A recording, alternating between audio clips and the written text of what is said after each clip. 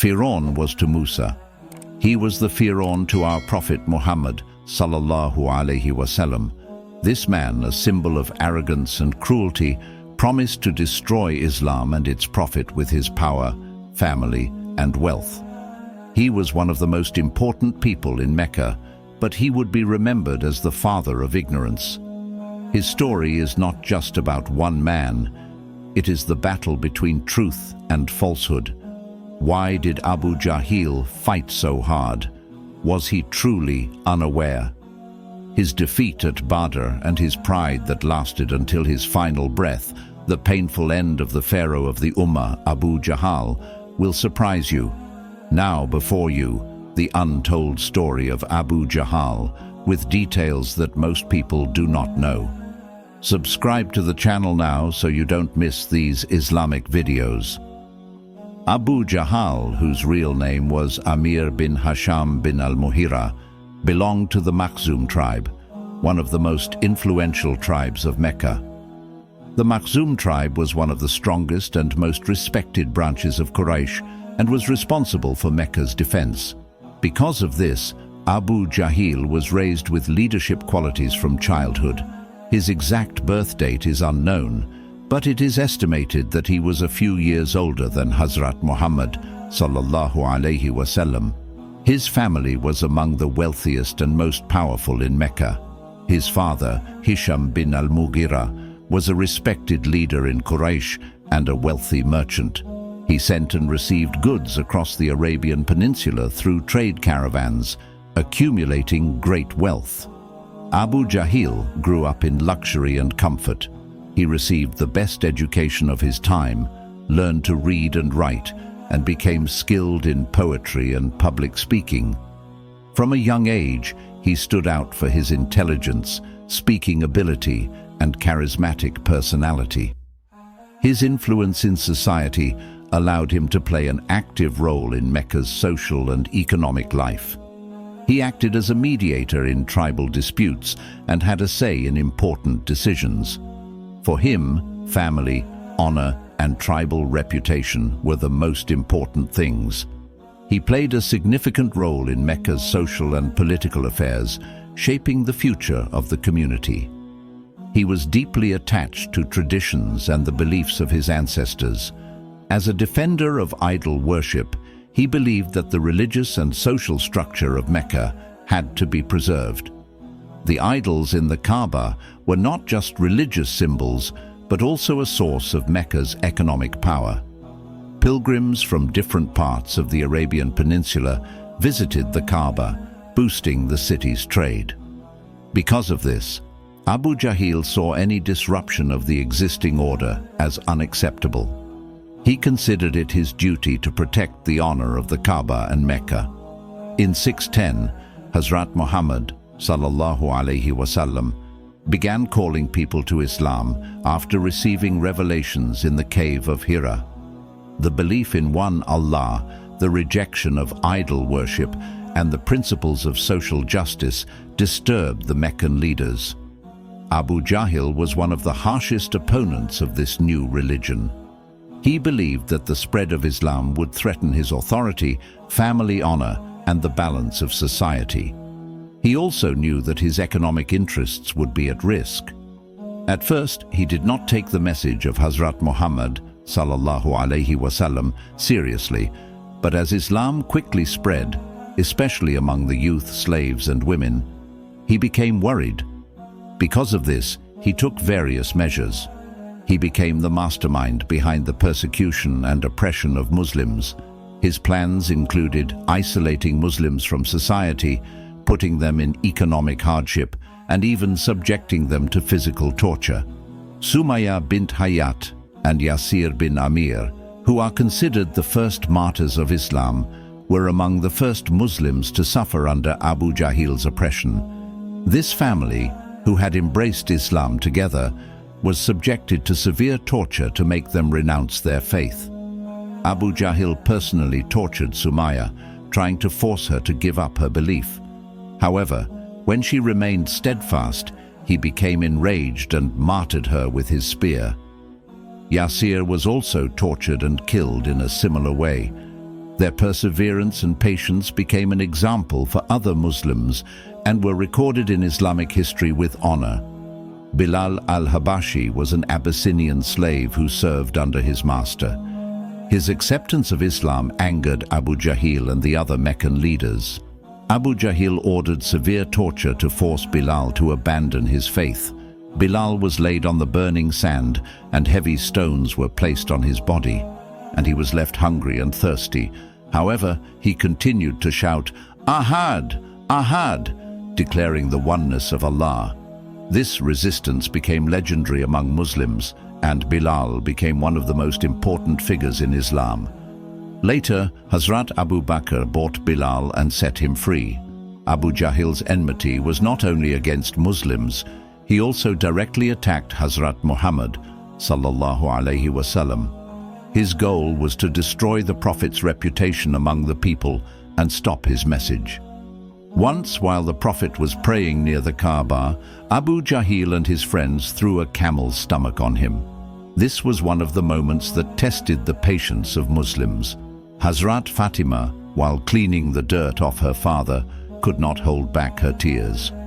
However, the Prophet remained patient and calm, prayed, and sought help from Allah. Abu Jahl insulted Hazrat Muhammad sallallahu alaihi wasallam many times. Trying to humiliate him, he called him a magician, a poet, and a madman to make people see his message as worthless. However, the Prophet's honesty, morals, and trustworthiness were well known among the people. Many of Abu Jahl's efforts backfired, causing more people to accept Islam. Abu Jahl and other Quraysh leaders imposed a 3-year-long boycott against Muslims. During this period, known as Shib Abi Talib, Muslims and the family of Hazrat Muhammad sallallahu alaihi wasallam were forced to live outside Mecca. Trade with them was forbidden and marriages were not allowed. Muslims suffered greatly, facing hunger and hardship. The cries of starving children could be heard in the streets of Mecca. Some even had to eat tree leaves to survive.